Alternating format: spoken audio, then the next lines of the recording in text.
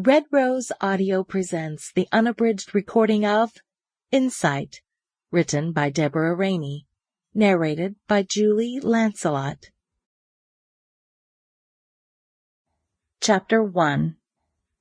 Olivia Cline drew a handful of paintbrushes from a mason jar on the closet shelf and wrapped them in careful folds of newspaper before laying them in a waiting shoebox. A hank of dishwater blonde hair fell into her eyes, and she swept it to the side, tucking it behind one ear before loading a second shoebox with crimped tubes of oil paint. "Hey, you!" Derek poked his head through the doorway of the spare room, a cardboard box hefted on one shoulder. He cocked his head. "What are you doing?"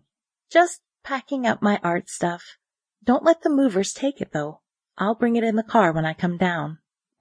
Sighing, Derek rolled his eyes. He lowered the box to the floor and came to put his hands on her shoulders. "Olivia!" Her husband's voice was stern, but she'd trained herself to discern the twinkle in his eyes that accompanied it. The light glinted there now in the green flecks of his hazel eyes. He wasn't angry with her. She relaxed a bit. The lines on Derek's brow smoothed, and a crooked smile bloomed on his face. "For the first time in our lives, we have the luxury of leaving the packing to professionals." He slid his hands down her arms, took the shoebox from her, and set it back on a shelf in the closet. "Let the movers take care of it. You never use that stuff anyway. Why don't you get rid of it? One less thing to haul." She tried to ignore the lump of resentment inching up her throat. Derek had come a long way in the last year, but there were moments.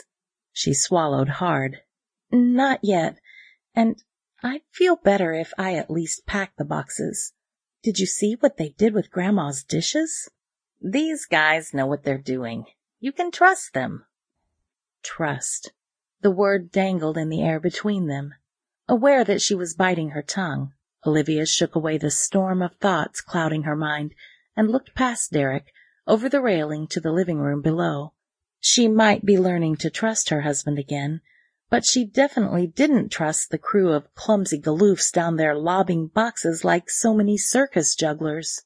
Oil paints were expensive, and her sable brushes could be too easily crushed if they weren't already in danger of rotting from age and lack of use. Behind her, Derek cleared his throat. "I just thought this might be a good chance to get rid of that stuff. The new house isn't that much bigger than this place.